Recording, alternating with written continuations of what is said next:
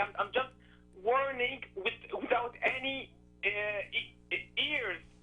I am alone, and we need your voice here. Please do something to let your voice to be heard here in Canada, especially in Quebec, in the province of Quebec.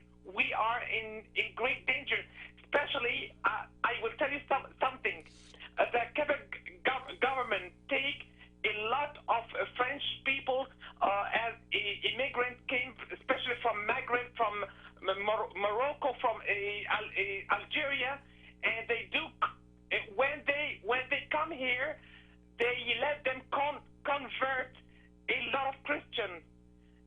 Also be called Christian, not really Christian, because here is so laïque country, so laïque country.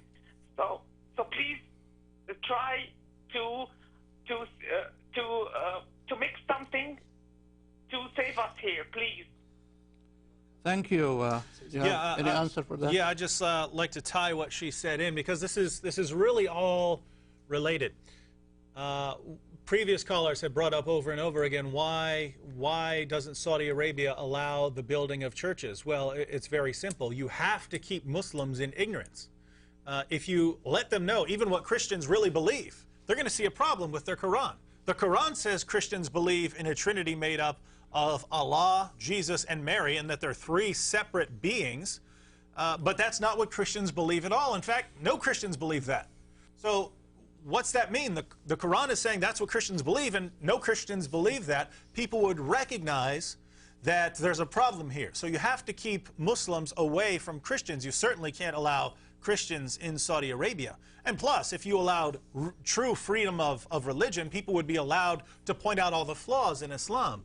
And you certainly don't want that, or people are going to point out, hey, Muhammad, you know, he had sex with a 9-year-old girl, and he told his followers they could have 4 wives, and he himself had many more. People will point out the satanic verses, that Muhammad delivered revelations from the devil. He admitted this, and then came back later on and say, oh, those revelations I gave you, sorry, the devil tricked me into saying that. People would see over and over and over again that Muhammad can't be a prophet. And so as a Muslim leader, you have to keep Muslims, your average Muslim, you have to keep them away from all of this, or they're going to leave Islam.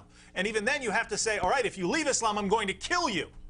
In order to keep their desire for safety, prevent them, allow their desire for safety to prevent them from examining any other religion. And this is related to what's going on over here. They have to keep people in ignorance. They have to keep people from knowing the truth about Islam. So they have to present Islam as a religion of peace. They have to say, oh, the Quran's been perfectly preserved, when it obviously hasn't. They have to present Muhammad as the greatest moral example in history, when he obviously wasn't. He committed practically if we made a list of the top 10 worst things that a human being could do, Muhammad did probably 7 or 8 of the top 10 things we could come up with.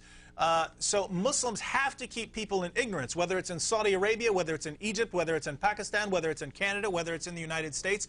Muslim leaders have to keep people in ignorance. And what they do, and why they win converts, is they come to people and they don't tell them what Muhammad actually did or what the Quran actually says. They say, no, Islam's a religion of peace. The Quran is a masterpiece of science and learning. Muhammad was the greatest human being who ever lived, so clearly beyond everything else. And these people know absolutely nothing about what Islam really teaches.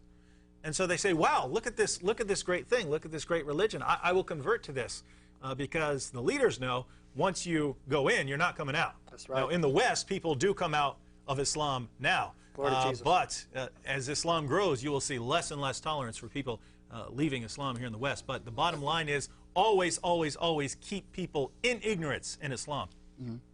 I have a call from Bassem. Good evening, Bassem. How are you, Bassem? Yes, how you doing today? We're doing fine. Fine. How are you, sir? I am fine. Okay. I want to tell you guys something. This guy, when he was like that, that his parents, like, Are you there? they're being racist and all. Who's being racist? No, when his parents are like they're being racist about Muslims and Christians.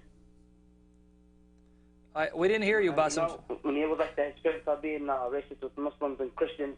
That his son, that Christian son won't, that the Muslim son won't hang around with the Christian son because play with Christians or Jews or. Oh, I see. Yeah. You know what I'm saying, right?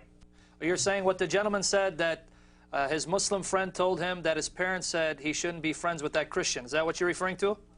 Yes, that's what I'm referring to. Okay, go ahead. And in the Quran, what does it say is that the Muslims, they have to be friendly, and they don't talk about other people's religions, and they're not racist at all. If that guy's parents are racist, that doesn't mean that all the Muslim people are racist, you know?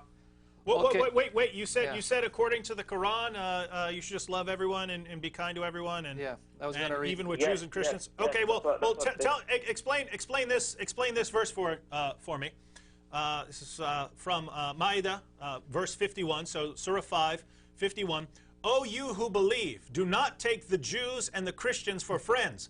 They are friends of each other. And whoever amongst you takes them for a friend, then surely he is one of them. Surely Allah does not guide the unjust people. So it's specific. Wait. Let me just finish here. So this specifically commands Muslims not to take Jews and Christians for friends. And it says if you do take a Jew or a Christian for a friend, you're one of them. You're a Jew or a Christian if you take a Jew or a Christian as friends. Yeah. Now, you've said that the Quran says one thing, that it promotes Muslims to be friends with everyone and love everyone, be kind to everyone. And I read something very different in the Quran, and especially when we go to Surah 9:29, which says, fight those who do not believe, fight those who believe not in Allah.